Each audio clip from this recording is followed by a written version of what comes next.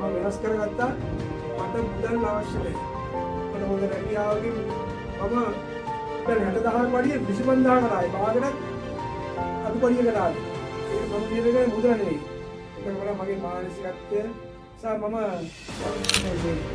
වෘත්තියේ මාර්ගයේ මේසනා සම්බන්ධ රැකියාව මේ රැකියාව වලදී මේව කියලා ඉන්ටර්විව් කරලා පොලිසියට වගේ නායකයෝගේ ඔයාලගේ මේක දක්ෂතාවයෙන් තමයි මේක අවශ්‍ය වෙන්නේ ඔයාලගේ තියෙන උත්සාහයයි කටයුතු ඒ තමන්ගේ ඉන්නවා පිරිසක් බලාගන්න ඕනේ ඊපස්සේ දවසක් තියෙන ප්‍රශ්නය ඒ කියන්නේ